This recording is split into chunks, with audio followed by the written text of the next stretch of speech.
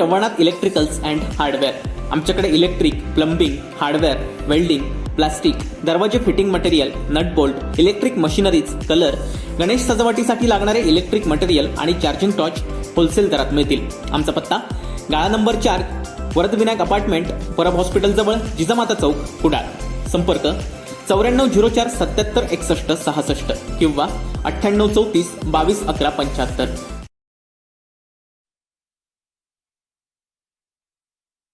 प्रत्येक गावापर्यंत आणि घरापर्यंत पोहोचवायचं काम आपलं आहे, लक्षात घ्या.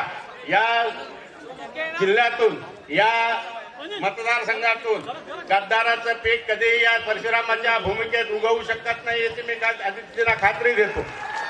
मी एक ठामपणाने सांगतो, ज्या प्रमाणात शिवसेनेने सिंधुदुर्ग आणि रत्नागिरीतल्या लोकांना विविध ठिकाणी पदं आणि सत्ताची पदं दिलेली आहेत, ज्या प्रमाणावर या जिल्ह्यावर शिवसेनेने प्रेम केलेलं आहे, त्या प्रेमाची परतफेड करण्याची वेळ आज महाराष्ट्रातील या सिंधुदुर्गातील जनतेवर आलेली आहे. तुम्ही हेच खरे शिवसेनेचे पाईक आहे. हे म्हणतात आम्हाला गद्दार म्हणू नको, मग तुम्हाला म्हणायचं काय? तुम्हाला म्हणायचं तरी काय? तुमचे कपडे फक्त पांढरे असले, माननीय मुख्य नेता आणि प्रवक्ते तुमचे पक्के कपडे जरी पांढरे असले तरी चरित्र तुमचं डागाळलेलं आहे, लक्षात घ्या. काय पाहिजे तुम्हाला? तुम्हाला एका दिवसात पक्षात घेऊन आमदार केला, पहिल्या टर्मला तुम्हाला मंत्री केलं, तरी तुमचं समाधान होत नाही. तुम्हाला उद्धवजींचा वेळ मिळत नाही. नातवाच्या प्रवेशासाठी मात्र उद्धवजींचा वेळ तुम्हाला मिळतो, त्यावेळी तुम्हाला आठवत नाही तुम्ही काय काय पक्षाकडून घे. तुम्ही सांगता उद्धवजी आम्हाला भेटत नाही. 2 वर्षात रामखोर माणूस किती वेळा मतदारसंघात फिरला तुम्ही सांगा. लोकांनीच सांगावं हा माणूस दिसत होता काय मतदारसंघात? शिवसेनेच्या लोकांना, प्रत्यक्ष शिवसेनेच्या सैनिकांना आणि कार्यकर्त्यांना या माणसाने किती त्रास दिला, त्याची परतफेड करायची संधी तुम्हाला या निष्ठा यात्रेच्या निमित्ताने आलेली आहे. मी एक तुम्हाला निश्चित सांगतो, शिवसेना स्थापन झाली त्या दिवशी बाळासाहेबांनी सांगितलंय, सत्ता हे आमचं साधन आहे, साध्य नाही. साध्य काय तर 20% राजकारण आणि 80% समाजकारण. समाजकारणासाठी आम्हाला सत्ता हवी आहे. आमच्या पोराबाळांना, आमच्या मित्रांना मंत्री करण्यासाठी नाही. एकनाथ शिंदे काय सांगतात, मला वेळ मिळाला नाही, मला भाजपबरोबर राष्ट्रवादी बरोबर बसायचं नव्हतं. मग 2.5 वर्ष काय झोपला होता काय? 2.5 वर्ष काय करत होता तेव्हा तुला काय आठवलं नाहीये? तू बाळासाहेबांचं नाव घेतोस, बाळासाहेबांची मुलं नको, तुला बाळासाहेबांचा नातू नको, मग बाळासाहेबांचे ते शब्द आठवतात काय तुला? शिवाजी पार्के माझ्या उद्धवला आणि माझ्या आदित्यला सांभाळाय, तेच नेमकं बाळासाहेबांचं कसं विचारलात तुम्ही? तुम्हाला काय वाटतं जनता आंधळी आहे? हा प्रवक्ता सोजवळ काय सांगतो, आम्हाला खासदार आमदार म्हणून प्रिव्हिलेज आहे, आमचं प्रिव्हिलेज सांभाळा, आमचा अपमान करू नको. या जनतेला प्रिव्हिलेज नाही. या जनतेने तुम्हाला निवडून दिलं त्यांच्या छातावर हात ठेवून तुम्ही गोवा आणि गुवाहाटीला फिरताय. तुमच्या छाताडावर ही जनता पाय ठेवल्याशिवाय राहणार नाही याची मला खात्री आहे. आगरी पडा, नाक पडा, गद्दारांचे दात पडा. आगरी पडा, नाक पडा, गद्दारांचे दात पडा. आगरी पडा, नाक पडा, गद्दारांचे दात पडा. अरे यांचं काय करायचं ते जनता करेल. तुम्ही जमलात ते घराघरात जा, तुम्ही जमलात ते गावागावात जा. आदित्य जो आज तुम्हाला संदेश देतील तो चुलीपर्यंत पोहोचवायची तुमची ड्युटी आहे, तुमची हे आहे, सेवा आहे, लक्षात ठेवा. आज या मेळाव्याला ज्या प्रमाणात तरुण आणि महिला उपस्थित आहेत त्याच्यावरून आदित्य साहेब मी तुम्हाला खात्री देतो की या जिल्ह्यामधून, या भूमीमध्ये, या परशुरामाच्या पवित्र भूमीमध्ये गद्दारांचं पीक कधीच येणार नाही. या गद्दारांना बाटलीत भरून या कोकणच्या भूमीत गाडल्याशिवाय आम्ही स्वस्थ बसणार नाही. पुढच्या थांबवतो. मला माहिती आहे तुम्हाला आदित्यचं ऐकायचं आहे. मी शेवटचं तुम्हाला सांगतो की आपली एक ड्युटी आहे. जर आज आदित्य इथे आले आहेत, महाराष्ट्राकडे फिरतायत, तर आम्ही प्रत्येक घरात पोचलं पाहिजे, आम्ही प्रत्येक चुलीपर्यंत पोचलं पाहिजे. आणि शिवसेनेचा विचार आणि आदित्यचं नेतृत्व जे अगोदरच पोचलेलं आहे त्याच्यावर शिक्कामोर्तब करायचं काम आपल्या सगळ्यांचं आहे. आदित्यजींना आणि इतर मान्यवरांना बोलायचं असल्यामुळे मी तुमच्या आता जास्त वेळ घालणार. आपण गावागावात फिरू. मी वैभव नाईकांचे आणि खासदार विनायक राऊतांचे खास करून मी आभार मानेन. भला किती जरी मोठा पूर आला असेल आणि काही झाडं गेली असतील तरी हे आमचे मूळ या ठिकाणी शिल्लक आहेत आणि त्याच्याबद्दल ते अभिनंदनाला पात्र आहे. अजून एक सेकंद गेला तू. 21 तारीखला मी वैभवजींना फोन केला, वैभवजी हे प्रकरण चाललंय, काय करायचं? ते म्हणाले आमच्या समोर दोन पर्याय आहेत. मी म्हटलं कुठचे? एकतर बीजेपी किंवा दुसरा जेल. मी जेल पत्करेन पण बीजेपी पत्करणार नाही. मला वैभव नाईकांचं उत्तर आहे. आणि त्या अनुषंगाला धरून 22 तारीखला श्रीधर नाईकांच्या याच्यामध्ये आम्ही सध्याच्या बीजेपीच्या सगळ्या लोकांना शिवसेनेत प्रवेश दिला. हेच कार्य पुढे चालू ठेवूया. आपलं कार्य सोपं होऊन जाईल. एक एक माणूस जोडूया आणि हा महासागर बनवूया एवढी विनंती करून जास्त वेळ न घेता मी आपली रजा घेतो. जय हिंद, जय महाराष्ट्र. आदरणीय पक्षाचे लाडके खासदार विनायकजी राऊत साहेब यांना मी विनंती करते की त्यांनी आज सुंदरवाडीमध्ये उपस्थित झालेले शिवसेनेचे नेते आणि तुमच्या आमच्या सर्वांचेच एक स्फूर्तिस्थान, महाराष्ट्रातील तमाम जनतेचं स्फूर्तिस्थान आदरणीय आदित्यजी ठाकरे साहेब, व्यासपीठावर उपस्थित असलेले सन्माननीय आदेश बांदेकरजी, राजन साळवीजी, गौरीशंकर खोत, सन्माननीय वैभव नाईक, त्याचबरोबर आमचे आधारस्तंभ अरुणबाई दुधवडकर, प्रदीप बोरकर, सिंधुदुर्ग जिल्हा बँकेचे खऱ्या अर्थाने अध्यक्षपद ज्यांनी भूषवलं ते आमचे सतीश सावंत, त्या सिंधुदुर्ग जिल्ह्यातील युवा सेनेचे म्हणजे युवा वर्गाचं प्रतिनिधित्व करणारं एकमेव लाडकं व्यक्तिमत्व संदेश पारकर, त्याचबरोबर शैलेश परब, संजय पडते, अतुल रावराणे, आमच्या सर्व पुरुष, महिला आणि युवा सेनेचे पदाधिकारी बंधू भगिनींनो, आदित्यजी ह्याच गांधी चौकामध्ये 2 विधानसभाच्या निवडणुकामध्ये शिवसेना पक्षप्रमुख माननीय उद्धवजी ठाकरे साहेबांनी महासभा घेतल्या होत्या आणि या सावंतवाडीचा शिवसेनेचा आमदार निवडून दिला होता. केवळ आणि केवळ उद्धव साहेबांची सभा जर मागच्या वेळेला झाली नसती तर केसरकरांचं विसर्जन त्याच वेळेला झालं असतं. पण शिवसेना पक्षामध्ये आले, त्यांनी आधार दिला, मदत केली, खासदारकीच्या निवडणुकीला मदत केली. म्हणून माननीय उद्धवजी ठाकरे साहेबांनी मोठ्या मनाने इतर वैभव नाईकांसारखा जुना जाणता कार्यकर्ता, राजन साळवींसारखा हाडाचा कार्यकर्ता असताना सुद्धा काल परवा आलेल्या केसरकरांना मंत्रीपद प्राप्त करून दिलं, सगळे लाड पुरवले.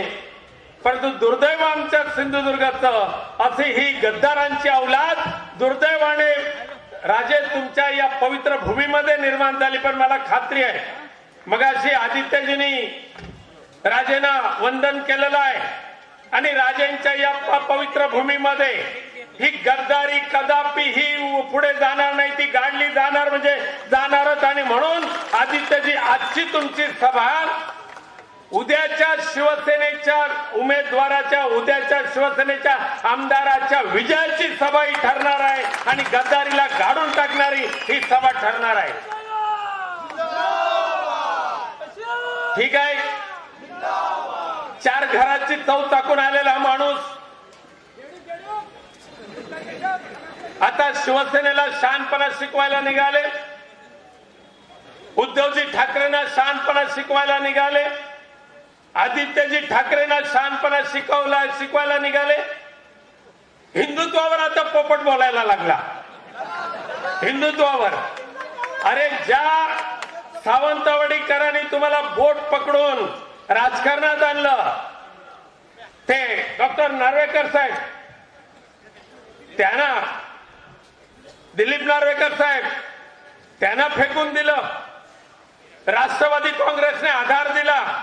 ज्या शरद पवार साहेबांनी जीवनामध्ये खऱ्या अर्थाने आधार दिला, त्या गोव्याच्या अनेक उद्योगामध्ये ह्या दीपक केसरकरांचं बोट पकडून त्यांना आधार दिला.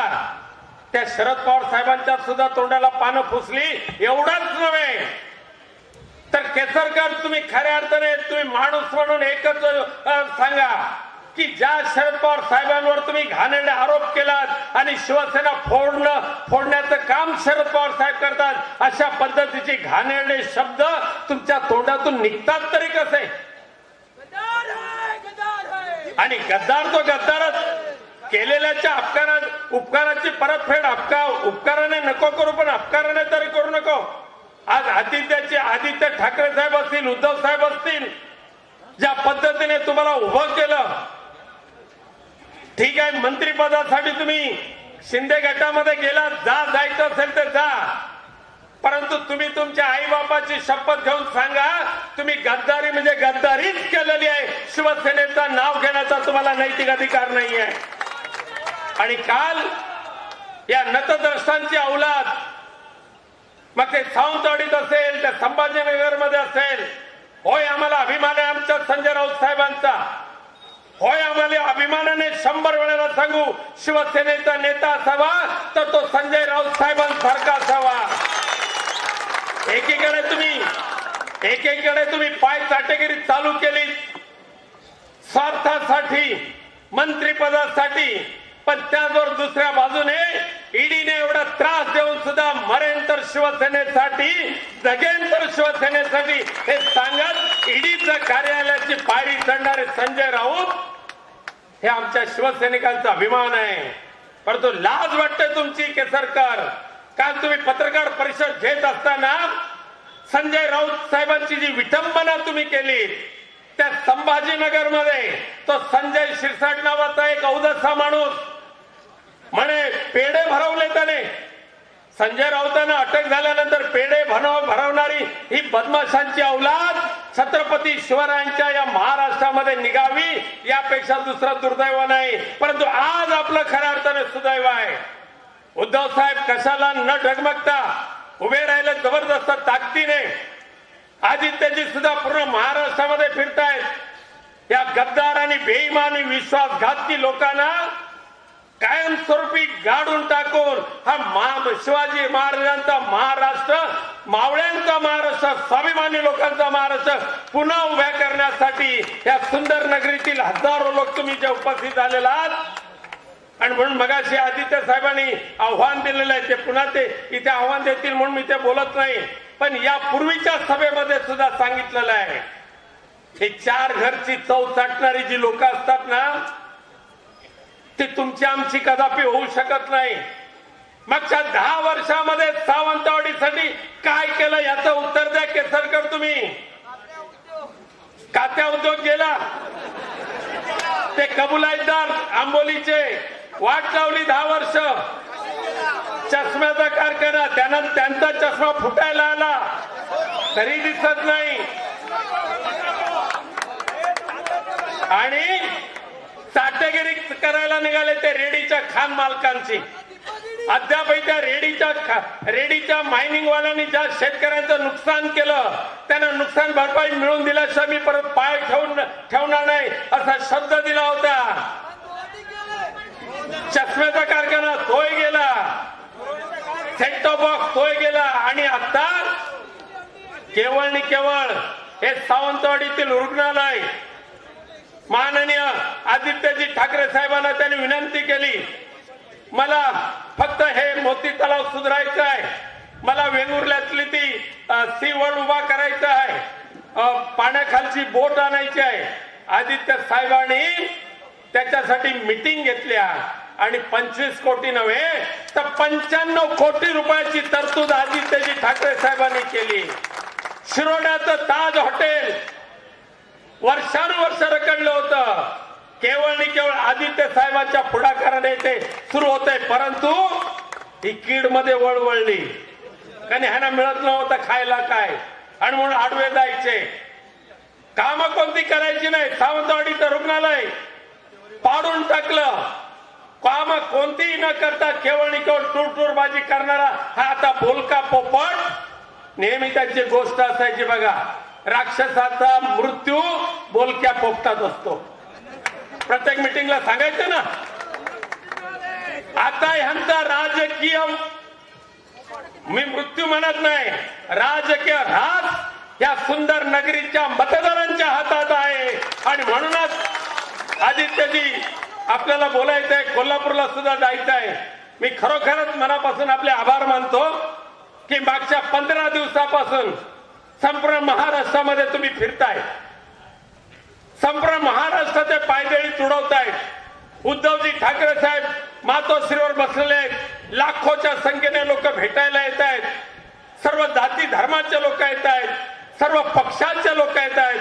आज सुद्धा आदित्यजी ठाकरेंचं स्वागत राष्ट्रवादी काँग्रेस पक्षाच्या मंडळींनी केलं, काँग्रेस पक्षाच्या मंडळींनी केलं, पत्रकारांनी केलं, वंचित आघाडीने केलं आणि सर्वांनी ठरवलेलं आहे की भविष्यामध्ये ज्यांनी ज्यांनी बाळासाहेबांना दुःख दिलेलं आहे, उद्धवजी ठाकरे साहेबांच्या कठीण प्रसंगी उद्धव साहेबांच्या बरोबर ज्यांनी गद्दारी केलेली आहे, त्या गद्दारीला चिरडून टाकल्याशिवाय हा महाराष्ट्र कधी स्वस्थ बसणार नाही. मग तो तात्या सरपंच असेल मुंबईचा, काल परवा त्याने दिवे लावलेले आहेत, म्हणे आम्ही सुद्धा सावंतवाडीमध्ये मारवाडी मंडळी आहेत, गुजराती मंडळी आहेत, आमचं सख्य आहे, आम्ही भाऊबंदकीने राहतो, तुझा भाऊ नाही आमचा कोणामध्ये.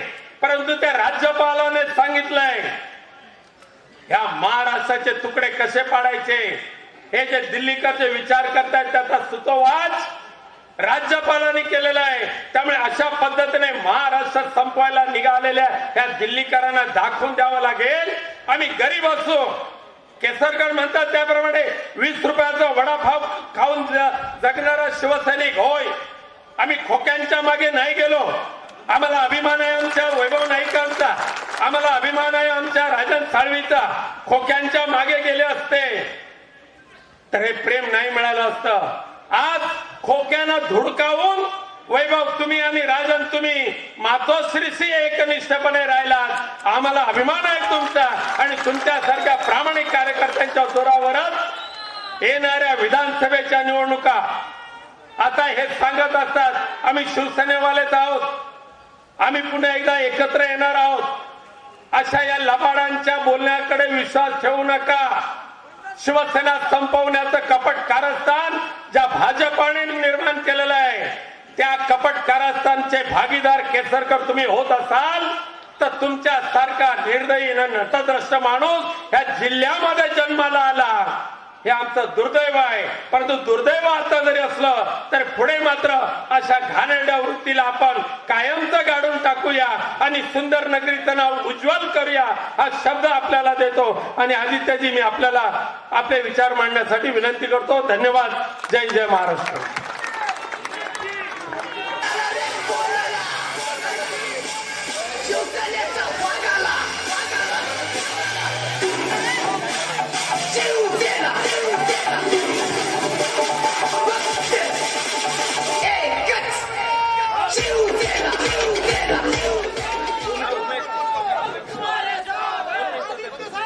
महाराष्ट्राचा आराध्य दैवत छत्रपती शिवछत्रपती शिवाजी महाराजांना वंदन करतो.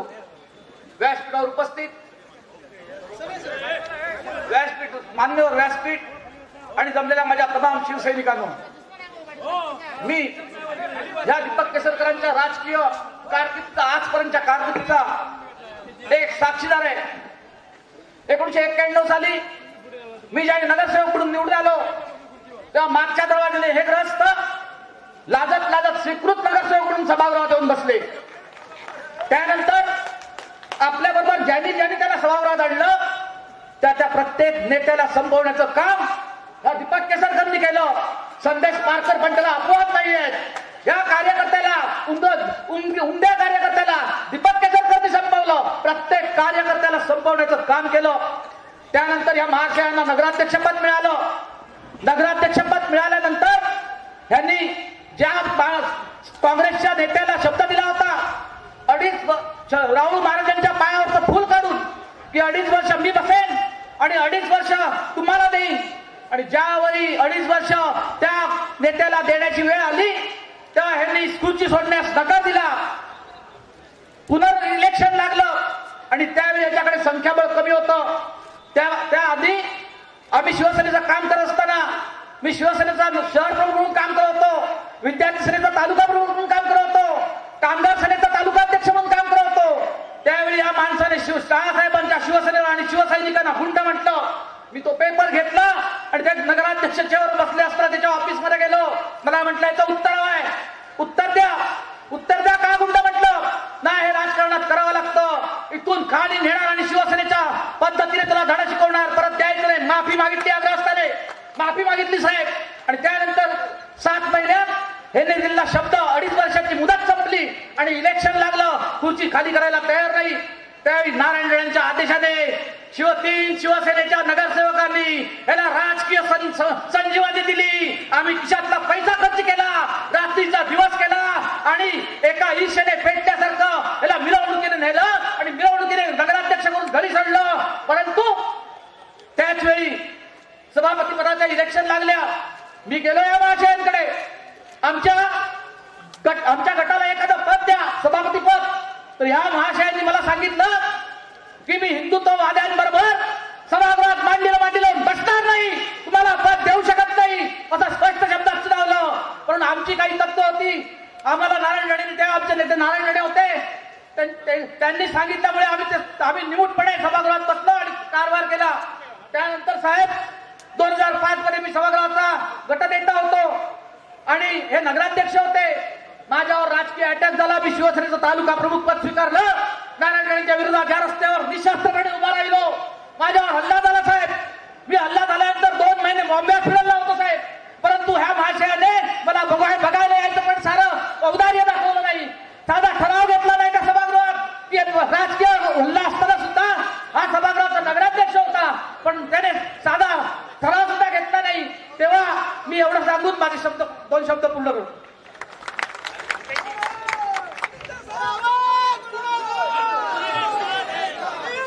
जय महाराष्ट्र. ऐकू येते का मागे? मी कॅमेरामॅनने विनंती केली, थोडा आपण कॅमेरा लावून बसून घ्या ना, म्हणजे मला मागचे पण दिसतील जरा प्लीज. सॉरी, थोडा आपण बसून घेतलं तर बरं पडेल. नाही म्हणजे थोडं बाजूला झालं तर बरं पडेल. आपण कॅमेरा लावून हे करा. आज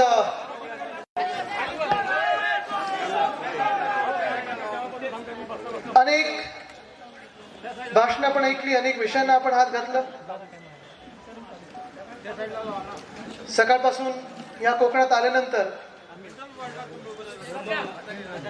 गेले 2.5 वर्षात जेव्हा जेव्हा मी इथे आलेलो आहे, त्याच्या आधी देखील आलेलो आहे, साधारणपणे वेगळ्या वेगळ्या उद्घाटनासाठी असेल, भूमिपूजनासाठी असेल, मला खासदार विनायक राऊत साहेब असतील, वैभव नाईकजी असतील, राजन साळवी साहेब असतील, आपले इतर सगळे मंचावरचे मान्यवर असतील, हे सगळेच मला बोलत राहिले. आणि कोकण हे गेले 7 वर्षातली माझी जी आठवण आहे, मी आणि आदेशदा फिरत असतो सतत, संध्याची आपल्याकडे पण कुठच्या ना कुठच्या तरी छोट्या मोठ्या रस्त्यासाठी असेल, भूमिपूजनासाठी असेल, ही सगळी कामच नेहमी करत आलो आणि कोकणाचा विकास हा पण करत आलो. गेल्या 2.5 वर्षात मी बघितलेलं आहे, जेव्हा शिवसेनेचं सरकार आलं, महाविकास आघाडीचं सरकार आलं, शिवसेना, राष्ट्रवादी काँग्रेस, इतर आपले मित्रपक्ष हे सोबत आले आणि उद्धव साहेब जेव्हा मुख्यमंत्री झाले, तेव्हा जास्तीत जास्ती आवाज बुलंद करण्याचा प्रयत्न कोकणाचा उद्धव साहेबांनी केलेला आहे. आणि सत्य परिस्थिती, कारण मी बघायचो नेहमीच वर्षा बंगल्यामध्ये असेल, मंत्रालयात असेल, उद्धव साहेबांच्या दालनामध्ये, मुख्यमंत्र्यांच्या दालनामध्ये आपले हे नेहमी असायचे वेगळ्या वेगळ्या विषयांसाठी. मग अर्थात कुठचं चांगलं उद्योग आणायचं असेल, मोठं हॉटेल असेल, रस्त्याचं असेल, कोस्टल रोडचं असेल, मुंबई गोवाचं जो काम बंद पडलं असेल ते सुरू करण्याचं असेल, चिपीचं असेल, मेडिकल कॉलेज असेल. एक खासदार साहेब, मी तर तुम्हाला खूप वेळा पकडायचो आणि चिडवायचो की खासदार साहेब तुम्ही एकदा कोकणाच्या कुठच्या तरी वाड्या वस्त्यांमध्ये असता, नाहीतर दिल्लीत असता, आणि मुंबईत आल्या तुम्ही वर्षा किंवा मंत्रालयात येऊन कोकणासाठी काही ना काहीतरी चांगलं काम घेऊन जात असतं. आणि मी खूप वेळा तुम्हाला चिडवायचो की तुम्ही अन्य जिल्ह्यांवर अन्याय करता. पण आज जेव्हा मी येत होतो तेव्हा मला थोडं दुःख ह्याच गोष्टीचं होत होतं की जिथे जिथे मी बघत होतो आणि सुंदर परिसर असा आजूबाजूला दिसायचा. प्रत्येक पावसाळ्यात तर कोकणाचा आम्ही दौरा युवा सैनिकांना माहिती आम्ही काढतो 2-3 वेळा येतच असतो, कारण एवढं सुंदर लाल माती, हिरवगार सगळं दिसत असतं. म्हणजे मला अनेकदा प्रश्न पडतो, हे गुवाहाटीला जाऊ ते काय डोंगर बिंगर बघायला गेले, ते कोकणात का नाही आले कधी? जाऊ दे, चोरांचा अपमान करू नका ना, इथे शिक्का घेऊन फिरतात गद्दार, ते पुरेसं झालं. पण मुख्य गोष्ट हीच राहते की आता पण मला वैभव नाईकजी दाखवत होते, इथे येताना जो तलाव आहे त्याच्या आधी यांच्या मतदारसंघात 1-2 तलाव होते. अनेक मंदिरांसाठी, अनेक गोष्टींसाठी, पर्यटनातून असेल, पर्यावरणातून असेल, मी स्वतः जो फंड दिलेला आहे तो ह्या बेकायदेशीर गद्दार सरकारने हा स्थगिती देऊन ठेवलेला. पण नक्की आता महाराष्ट्रात फिरत असताना जो काही आपल्याकडून प्रतिसाद मिळत आहे, ज्या जनतेकडून, महाराष्ट्राच्या जनतेकडून प्रतिसाद मिळत आहे, प्रेम जे मिळत आहे, आशीर्वाद जे मिळत आहेत, आणि मी अनेक ठिकाणी बघतोय की रस्त्यात माझ्या गाड्यांचा ताफा थांबवत आहेत, गाड्यातून उतरवत आहेत. कधी कोण आरटीओवर आहे, कधी कोण थांबून सांगतं की कधी मी शिवसैनिक नव्हतो, शिवसेनेला मतदान कधी केलं नव्हतं, पण उद्धव साहेबांनी माझं मन जिंकलं आणि म्हणून मी तुमच्या सोबत आहे. हे अनेक दिवस मी बघत. खरं तर 20 जून पासून हे सगळं राजकीय नाट्य सगळीकडे रंगलेलं आहे. आणि कदाचित तुम्हाला वाटत असेल की चला लढाईला मी उतरलेलो आहे, ताकदीने उतरलेलो आहे, जोश आहे, नक्की आहे. म्हणजे हे रडायचं नाही, लढायचं. हे माझ्या आजोबांनी मला शिकवलेलं आहे. त्यांचंच रक्त माझ्यामुळे, आणि म्हणून लढणार आणि जिंकणार म्हणजे जिंकणारच. पण हे काही आनंददायी वातावरण नाहीये. मला मध्ये पण कोणीतरी सांगत होतं की आदित्य, तुमच्या जन आशीर्वाद यात्रेपेक्षा जास्ती प्रतिसाद तुम्हाला आता मिळत आहे, उत्साह जास्ती लोकांचा दिसत आहे, लोक तुमच्या सोबत येत आहेत, चालत आहेत तुमच्या सोबत, आशीर्वाद देतात. हे सगळं आहे. पण जे काही आता महाराष्ट्रात हे नाट्य जे रंगलेलं आहे ते कुठेही मला आनंद देत नाहीये. जरी माझ्या सभा समारंभांना जरी कुठेही थांबून गर्दी होत असेल, प्रेम देतात, डोक्यावरनं हात फिरवतात, मावश्या आज्या मला भेटून सांगतात, जवळ घेतात की जा घरी जा, सांग की आम्ही तुमच्या सोबत आहोत. हे सगळं असलं तरी अतिशय मनाला दुःख देणारं वातावरण या महाराष्ट्रात झालेलं. कारण ज्या लोकांना आता जे सगळ्यांनी गद्दारी केली तेच, पण जी लोक वर्षानुवर्ष सोबत बसलो, त्यांच्या सोबत राहिलो, माझ्या स्वतःच्या लहानपणापासून मी आतापर्यंत त्यांना बघत आलेलो आहे. काही काही नवीन आलेत, आणि जे नवीन आले आहेत, खरं असं म्हणतात ना की नवीन आलेच जास्ती शिकवतात. हे 2014 नंतर आलेलेच आपल्याला हिंदुत्व आणि शिवसेना शिकवायला लागले.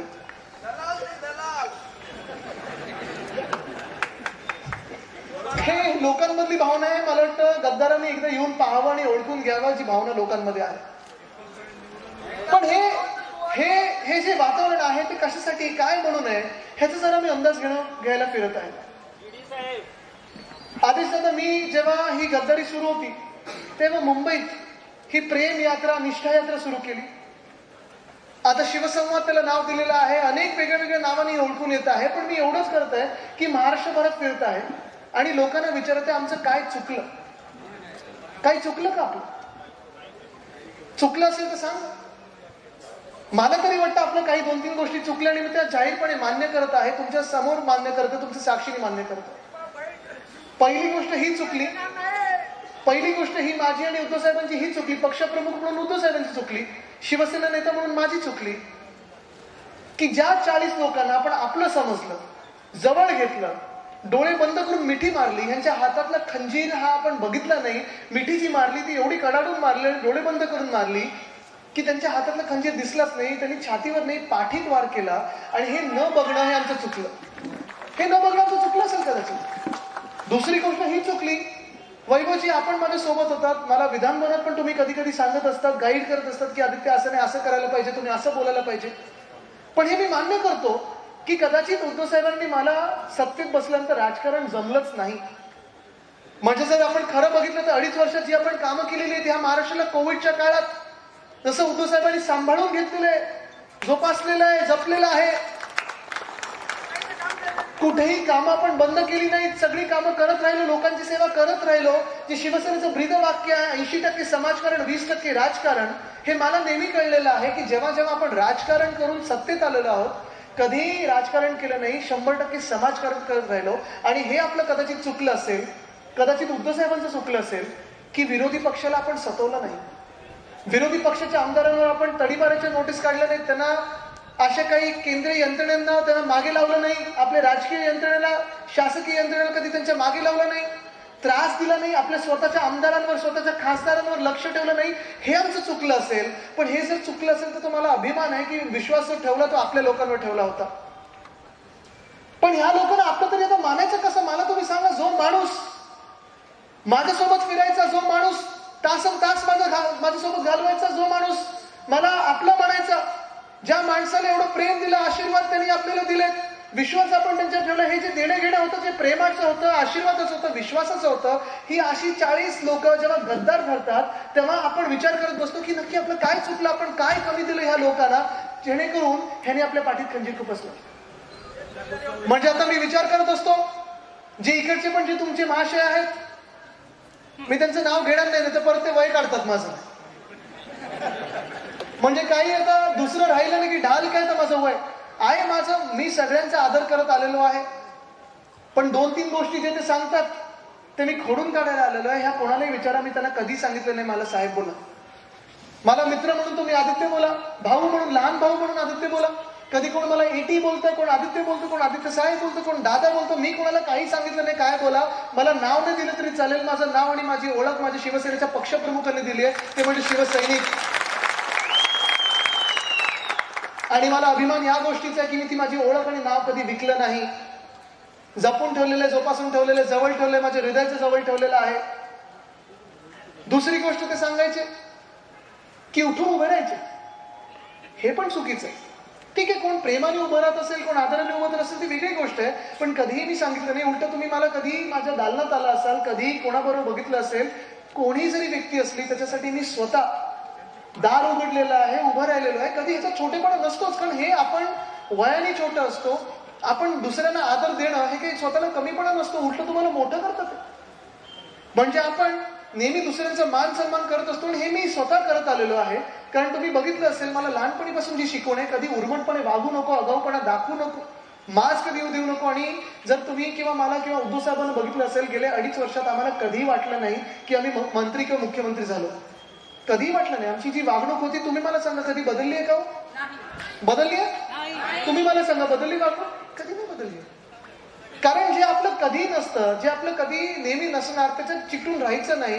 जे आपलं सदैव असतं, जो म्हणजे आपला शिवसैनिक असतो, जो आपला भगवा झेंडा असतो, त्याला पकडून राहायचं असतं, आणि ती मान सन्मान तो घेऊन आम्ही पुढे चाललो.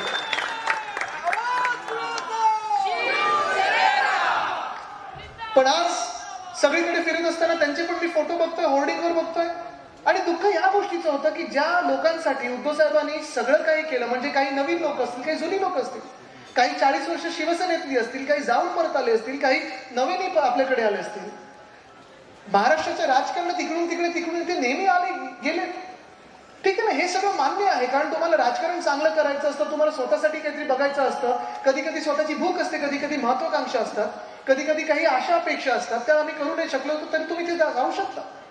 पण आतापर्यंत जे मी काही बघितलेले बंडखोरी असतील, आतापर्यंत जे पार्टी दुसरीकडे बदलून गेलेले आहेत, ही संस्कृती बघितलेली आहे की नेहमी राजीनामा देऊन आमदारकीचा पुन्हा एकदा निवडणुकीला सामोरे गेले, आणि जे काही जनतेने ठरवलं ते ठरलेलं आहे. पण कधी स्वतःच्या पक्षावर, मागच्या पक्षावर, पक्षप्रमुखांवर कधी त्यांचा अनादर केला नाही, शिव्या दिलं नाही, कधी खोटं कोणी बोललेलं नाही. पण ही संस्कृती जी महाराष्ट्राची होती, जे राजकारण होतं, ते ह्या 40 गद्दारांनी बदललेलं आहे. आणि मला भीती ह्याच गोष्टीची वाटते की हे जर राजकारण असं घाणेरडं होत गेलं, तर मी कुठच्या चेहऱ्याने तरुणांसमोर जाऊ आणि विचारू आणि त्यांना सांगू की या तरुणांनो राजकारणात या, मी 32 वर्षाचा आहे, मी गद्दारी जवळून बघितलेले, तुम्ही पण बघून घ्या. मी आज तुम्हाला इथे विचारायला, ज्या इथे महिला बसलेल्या आहेत, ज्या मावश्या बसलेल्या आहेत, जे इथे तरुण मित्र बसलेले आहेत, जे ज्येष्ठ नागरिक आहेत, तुम्हाला विचारायला आलोय सगळ्यांना की आज जे महाराष्ट्रातलं घाणेरडं राजकारण चाललेलं आहे, हे तुम्हाला पटणार आहे का? तुम्हाला पटणार आहे? कारण राजकारण ठीक आहे, पण राजकारण कसं करायचं असतं, काय करायचं असतं, एक पातळी जी असते ती न सोडता राजकारण करायचं असतं. राजकारणात खोटं बोलायचं नसतं. हे माझ्या आजोबांनी, माझ्या वडिलांनी मला नेहमी शिकवलेलं आहे, शिवसेनेने शिकवलेलं आहे, शिवसैनिकांनी मला शिकवलेलं आहे. पण आज जे काही मी बघत आहे, माझ्या डोळ्या देखत जे झालेलं आहे गेल्या 1 महिन्यात, हे क्लेशदायक आहे, दुःखदायक आहे, ह्याचसाठी की ज्या माझ्या वडिलांनी, ज्या पक्षप्रमुखांनी, ज्या कुटुंब प्रमुखांनी, ज्या मुख्यमंत्र्यांनी तुम्हाला सगळं काही दिलं, तुमची राजकीय ओळख दिली, शिवसेनेत पदं दिले, तिकीटं दिली, निवडून आणलं, दिवस रात्र प्रचार केलेला, मेहनत केलेले, सरकार गेलं तर तुम्हाला जपून ठेवायचं, सरकार आलं तर मंत्रिपदापासून सगळं द्यायचं. हे सगळं काही दिल्यानंतर देखील जेव्हा माझे वडील, जेव्हा माझे पक्षप्रमुख, जेव्हा माझे मुख्यमंत्री हॉस्पिटलच्या बेडवर होते, त्यांना हलता नव्हतं येत, तेव्हा तुम्ही त्यांच्या पाठीत खंजीर खुपसलाय. हे राजकारण तुम्हाला पटणार आहे? ही माणुसकी तुम्हाला पटणारी आहे का? आणि मग मी हाच विचार करत होतो की नक्की काय कमी दिलं आम्ही की तिकडे गेले. आणि नंतर मला कोणीतरी सांगितलं, आदित्य तुझं चुकतंय, तू विचार उलटा करतोयस. तू विचार हेच करतोय की काय कमी दिलं, तू हे विचार काय चूक केलीस. तर मी त्या मित्राला विचारलं की काय चूक केली मी, काय चूक उद्धव साहेबांनी केली की असं गद्दारी करून गेले. त्यांनी सांगितलं, आदित्य, ह्यांची जेवढी लायकी होती, ह्यांची जेवढी गरज होत्या त्याच्यापेक्षा जास्ती तुम्ही त्यांना दिलं, ह्यांना अपचन झालं आणि म्हणून हजमोला खायलाही तिथे गेले. आणि आता मग किती निर्लज्जपणा किंवा काय, जो ह्याला काय म्हणायचं मला काही माहितीच नाही. कारण तुम्ही बघा आता स्वतःला काय म्हणतात, क्रांतिकारी, उठाव केला आम्ही, बंड केला आम्ही. परवाकडे ह्याच इकडचंच कोणीतरी, मी जास्ती बोलत नाही, त्यांचं नाव घ्यायचं नाही मला, सांगितलं आम्हाला विश्वासघातकी बोला, गद्दार नका बोलू. काय फरक असतो विश्वासघातकी आणि गद्दारामध्ये? पण जर ह्यांना बंडखोरी करायची असती, जर ह्यांना उठाव करायचा असता, उठाव करायला आणि बंडखोरी करायला हिंमत लागते, ताकद लागते, जिद्द लागते, तुमच्या बाजूनी सत्य लागतं, सत्ता नाही. आपल्या देशात सत्यमेव जयतेला महत्व आहे, सत्तामेव जयतेला नाही. आणि आज जे घडलेलं आहे ते सत्तामेव जयते झालेलं आहे. सत्यमेव जयते होणार म्हणजे होणार, कारण तुम्ही आज लिहून घ्या, मी आज इथे बोलत आहे, हे बेईमानांचं सरकार आहे, हे गद्दारांचं सरकार आहे, हे कोसळणार म्हणजे कोसळणारच, हे आज लिहून घ्या.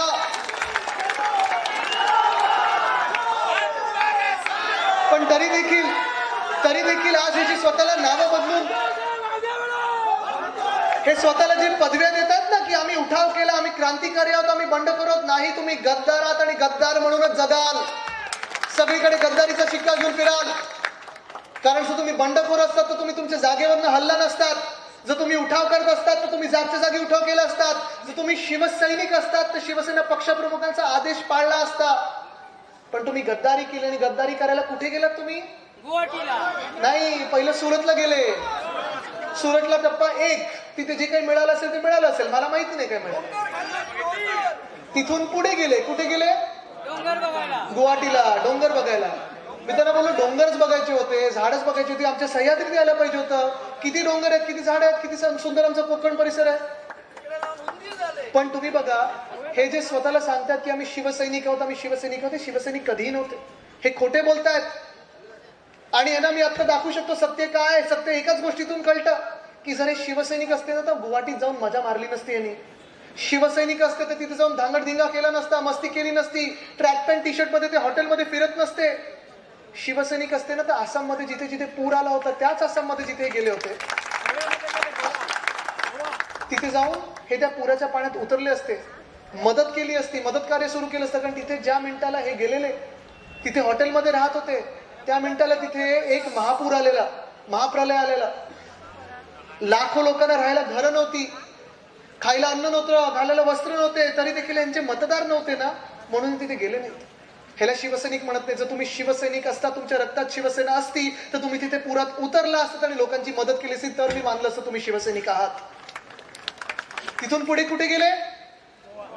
गोवा. मला वाटतं सत्य परिस्थिती सगळ्यांना माहिती आहे, मला सांगण्याची गरजच नाहीये.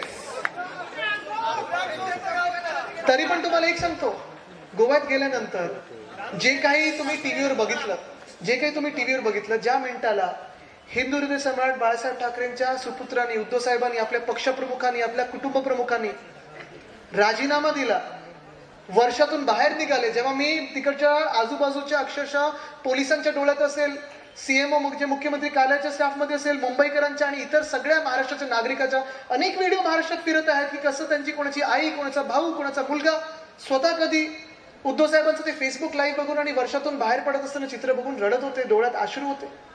पण हे जे 40 निर्लज्ज गद्दार होते ना, तुम्ही बघितलं असेल काय धांगडधिंगा घातला, टेबलावर उड्या मारून नाचलेले, कशा हातवारे केल्याने. हे तुम्हाला राज्यकर्ते म्हणून मान्य आहेत? तुमचे नेते म्हणून मान्य आहेत? शिवसैनिक म्हणून मान्य आहेत का? हिंदुत्ववादी म्हणून मान्य आहेत का? कसलं हे काय, म्हणजे एवढं थोटान एवढं खोटं बोलायचं, एवढं नाट्य करायचं की जणू काही लोकांना माहितीच नाही, असं नाट्य करत राहायचं. ही सगळी जी पॉलिटिकल सर्कस आहे ही आम्हाला सर्वांना माहिती आहे. आणि आज मी परत एकदा सांगतो, तुम्ही गद्दार आहात, गद्दार म्हणूनच राहणार.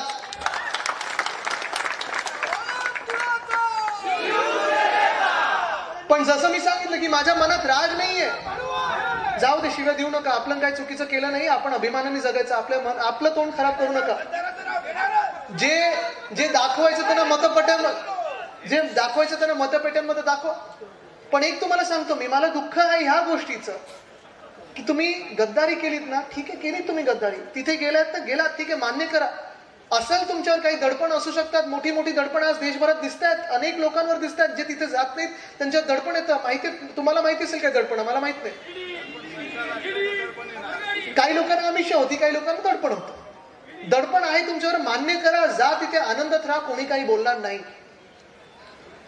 पण आज मी तुम्हाला सांगतो, तिथे जायचं असेल, आनंदात राहायचं असेल, थोडी जर लाज उरली असेल, थोडी जर तुमची ताकद तुम्हाला दाखवायची असेल, हिंमत दाखवायची असेल ना, तर आमदारकीचा राजीनामा द्या आणि निवडणुकीला सामोरे या. निवडणुकीला सामोरे होऊन जाऊ दे एकदाच. चला 40चे 40 गद्दार त्यांना मी आवाहन करतोय, आज चॅलेंज देतोय. त्या 40च्या 40 गद्दारांना मी आज चॅलेंज देतोय, चला आजच्या आज निवडणुकीला सामोरे या, होऊन जाऊ दे एकदाच. जे जनता ठरवेल ते आम्हाला मान्य असेल. पण निवडणुकीला सामोरे जायची हिंमत करायची नाही. स्वतः खोटं बोलत राहायचं, गद्दार नाही विश्वासघातकी आम्हाला बोला असं सांगत राहायचं, उद्धव साहेबांच्या पाठीत खंजीर खुपसायचा आणि मग बोलायला मोकळे की चला आम्ही हिंदुत्ववादी, आम्हाला असं केलं, आम्हाला तसं केलं, आम्हाला फंड नाही मिळाला, आम्हाला ह्यांनी सतवलं त्यांनी सतवलं. जे पक्ष तुम्ही फोडून स्वतः शिवसेनेत आलात त्यांच्याकडे तुम्हाला धोका असू शकतो का? तुम्ही सांगा. ह्या इथे मतदारसंघात नाही. पण तुम्ही गद्दारी करत राहायची, अनेक वर्ष गद्दारी करत राहायची, जिथे मान सन्मान मिळाले त्यांच्यासोबत पण गद्दारी करायची. पण ही गद्दारी जी आजची झालेली आहे ना, ही फक्त काही राजकीय गद्दारी नाहीये, ही शिवसेनेची गद्दारी नाहीये, ही नुसतं माझ्यासोबत किंवा तुमच्यासोबत किंवा शिवसेनेच्या मतदारसंघासोबत नाही, मतदारांसोबत नाहीये. ही नुसतं महाराष्ट्राच्या मातीसोबत गद्दारी नाही, ही माणुसकीसोबत गद्दारी झालेली आहे. माणुसकीच्या पाठीत खंजीर खुपसलेला आहे. कारण एक वृत्ती असते लोकांची, राजकीय लोकांना कधी विश्वास ठेवत नाही असं म्हटलं जातं, ठीक आहे, हे मान्य करू आणि पुढे चालू. पण विश्वासघात कधी करायचा असतो, गद्दारी कधी करायची असते? तुम्ही विचार करा, मागच्या दिवाळीत म्हणजे नोव्हेंबर नंतर आपली आमदारांचं वरच्यावर जेवण झालं, खासदारांचं जेवण झालं. आपण सगळे कधी कधी मातोश्रीला येतात, कधी वर्षावर येतात, आम्हाला आपलं प्रेम देत असतात, तुमचा आशीर्वाद देत असतात, शुभेच्छाचं आपलं एक देणं घेणं वेगळं असतं. पण दिवाळीनंतर लगेचच उद्धव साहेबांचं एक नाही 2 ऑपरेशन झाले. किती झाले ऑपरेशन? 2. पहिलं ऑपरेशन होणार होतं मला देखील माहिती होतं, तरी मला उद्धव साहेबांनी एका जागतिक पर्यावरणाच्या परिषदेला पाठवलं. मला ऑपरेशन होणार आहे माहिती होतं. मी उद्धव साहेबांना विचारलं, उद्धव साहेब मी जाऊ की नको, तुमचं ऑपरेशन आहे, तुम्ही माझे वडील पण आहात, मुख्यमंत्री तर आहात पण वडील पण आहात. तरी मला सांगितलं, आदित्य तू त्या परिषदेला चाललेला आहेस, तू माझा मुलगा म्हणून नाही जातेस, तू शिवसैनिक म्हणून नाही जातेस, तू महाराष्ट्राचा जनप्रतिनिधी म्हणून जातेस, एक मंत्री म्हणून जातेस, तू महाराष्ट्रासाठी जातेस, तू जायला पाहिजे. तिथे गेल्यानंतर मी होतो तिथे, अर्थात पहिलं ऑपरेशन झालं, पण त्याच आठवड्यात त्यांचं दुसरं एक इमर्जन्सी ऑपरेशन झालं आणि मी तिथून धावत पळत आलो आणि मी बघितलेलं माझ्या डोळ्यासमोरचं चित्र आहे. मी कधी ते विसरू शकणार नाही की मी जेव्हा त्यांना भेटलो तेव्हा ते तसं जास्ती काही हलू शकत नव्हते. मला तर 1.5 महिना ते हॉस्पिटलमध्ये होते. त्यांचे हाताची काही मुवमेंट होत नव्हती, पायाची तेवढी मुवमेंट होत नव्हती. तरी देखील जे व्हॉट्सअपवर फोन करत होते, फोनवर फोन करत होते, मंत्रिमंडळाच्या बैठका VC वर घेत होते, ते हॉस्पिटलच्या बेडमधून घेत होते. त्या मिनिटाला जेव्हा ह्या सगळ्या 40 लोकांनी, ह्या 40 गद्दारांनी काय करायला पाहिजे होतं, त्यांच्याकडून काय अपेक्षित होतं? जे मंत्रिमंडळातले लोक होते, सहकारी होते, त्यात काही मोठी पदं परत मिळालेली, 2 लोकांच्या जम्बो कॅबिनेटमध्ये. मोठं मंत्रिमंडळ आहे महाराष्ट्राचं, 2 लोकांचं आहे. एकामेकांमध्ये कोण मुख्यमंत्री कोण उपमुख्यमंत्री अजूनही ठरवतात. मग अशी कोणातरी प्रधानमंत्री पण बोलून गेलेत वाटतं, म्हणजे पोचून दिलं दिल्लीला. पण मुख्य गोष्ट हे तुम्ही विचार करा की ज्या मिनिटाला उद्धव साहेबांचं एक नाही 2 ऑपरेशन झाले, जो माणूस हलू शकत नाहीये, ज्या माणसाने आपली राजकीय ओळख दिली, शिवसेनेत आपल्याला पदं दिली, तिकीट दिलं, प्रचार केला, मंत्रीपद अशी दिली ज्या मंत्रीपद कधी मुख्यमंत्र्यांनी 40 वर्ष सोडली नव्हती, अशी खाती जेव्हा तुम्हाला देतो, तुमच्याकडून काय अपेक्षित आहे? की जेव्हा आपला कुटुंब प्रमुख, माझे वडील, आपले पक्षप्रमुख, मुख्यमंत्री जेव्हा हॉस्पिटलच्या बेडमध्ये असतात, तुम्ही त्यांची काळजी घ्यायची, त्यांच्यासाठी महाराष्ट्रभर फिरायचं आणि त्यांचं काम करायचं की त्यांच्या पाठीत खंजीर खुपसायचं. हे जे राजकारण आहे ना, हे मला दुःख देतं. म्हणजे कितीही वार छातीवर घ्यायला तयार आहे, चला पाठीवर पण घ्यायला तयार आहे, पण जे मी माझ्या वडिलांच्या बरोबर जे झालेलं बघितलं ना, हे कधी माझ्या मनाला पटणारं नाही.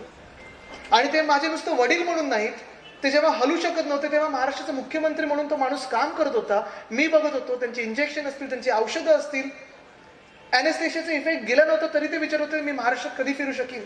अशा परिस्थितीत ज्या माणसाची तुम्ही काळजी घ्यायची, त्यावेळी तुम्ही गद्दार लोक आमदार गोळा करायला लागता, आमदार गोळा करायला लागता की किती माझ्यासोबत येतात, कोण माझ्यासोबत येतात, लाजा वाटत नाही. आणि ही जी वृत्ती आहे ना, ह्या वृत्तीला मी ठेचायला आज निघालेलं, तुम्ही मला साथ सोबत देणार की नाही.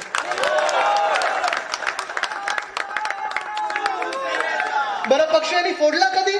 जसं मी सांगितलं, एका बाजूला जेव्हा उद्धव साहेब महाराष्ट्राची काळजी घेत होते, कोविडचा काळ होता, कोविड वाढत होता, हॉस्पिटलच्या बेडमधून 1.5 महिना मी बघितलेलं, त्यांचं दुखणं बघितलं, त्यांचे वेदना बघितलेले आहेत. ज्या मिनिटाला आम्ही परिवार म्हणून एका कठीण प्रसंगातून जात होतो, बाहेर जास्ती बोलू शकत नव्हतो, तरी देखील ह्या जवळच्या लोकांना माहिती होतं काय प्रसंग आमच्यावर आलेला आहे, काय काळ आमचा चाललेला. टीका टिप्पणी चालू होती, आरोप प्रत्यारोप सुरू होते, आमचं आतलं जे काही होतं ते होतच. कठीण काळ होता, कठीण प्रसंग होता. मी 6 कोविड टेस्ट करून परत हॉस्पिटलमध्ये जायचो, बाहेर यायचो, आमदारांना भेटायचो, लोकांमध्ये जायचो, महाराष्ट्र फिरलेलं आणि परत हॉस्पिटलमध्ये 6 कोविड टेस्ट करून जायचो. हे सगळं सुरू असताना दुसऱ्या बाजूला हे निर्लज्ज गद्दार आमदार गोळा करत होते की मी मुख्यमंत्री कसा होईल, मी मुख्यमंत्री कधी होईल, माझ्यासोबत कधी येत आहेत, कसे येत आहेत, पैसे कसे वाटप करतो, हे दुसऱ्या बाजूला चाललं.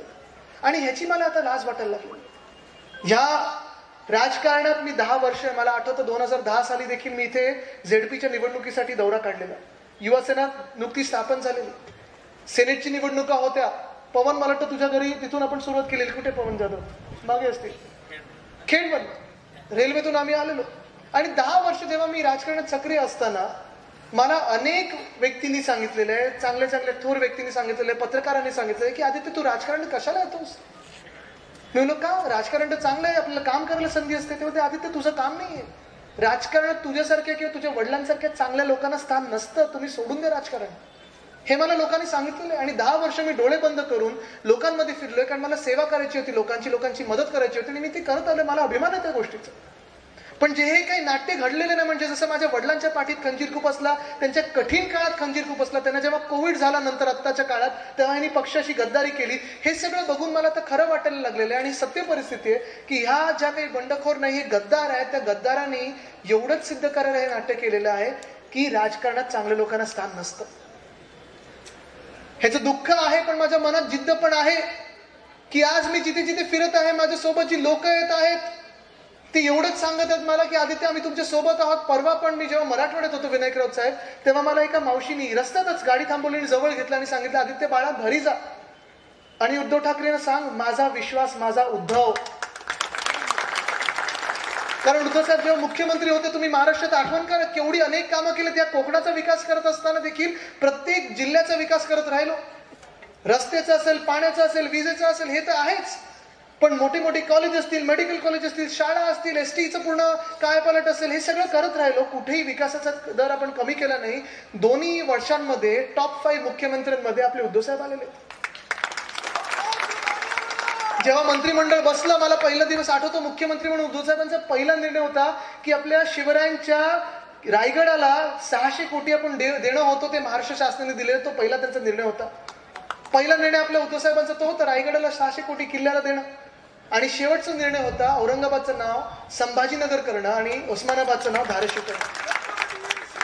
पण मी अभिमानाने सांगू शकतो की हे सगळं होत असताना देखील कुठेही धर्मांमध्ये, जातींमध्ये, भाषांमध्ये वाद निर्माण झाला नाही, दंगली झाल्या नाहीत. महाराष्ट्र हा एकजूटपणे पुढे चाललेला.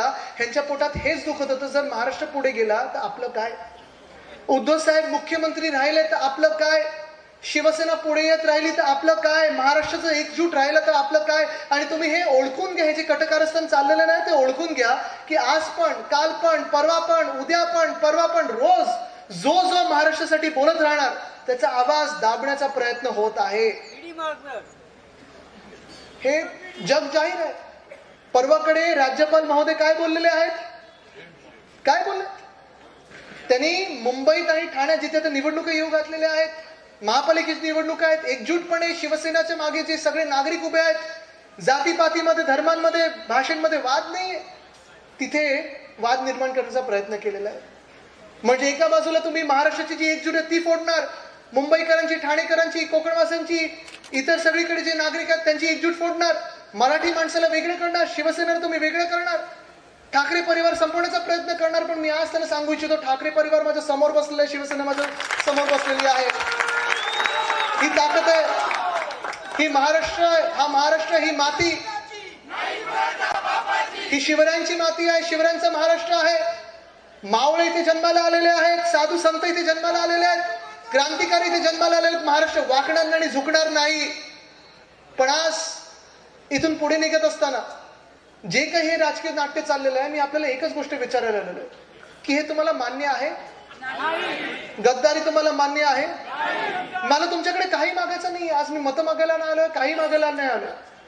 मी आपल्याकडे एवढंच मागायला आलेलो आहे की मला हे चित्र बदलायचं आहे. मला जगाला हे सिद्ध करून दाखवायचं आहे की या राजकारणात चांगल्या लोकांना स्थान असतं, ते निर्माण करून द्यायचं आहे. आणि जर तुम्ही माझी साथ आणि सोबत, ह्या 32 वर्षाच्या मुलाची साथ आणि सोबत देणार असाल तर मला आपलं हात वरती करून भरभरून प्रेम आणि आशीर्वाद द्या. पण ह्याच प्रेमासाठी आणि ह्याच आशीर्वादांसाठी मी सर्वीकडे फिरत आहे. हेच प्रेम द्या. आपल्याला राजकारण बदलायचंय, महाराष्ट्र घडवायचं आणि देश घडवायचा आहे. धन्यवाद. जय हिंद, जय महाराष्ट्र, वंदे मातरम.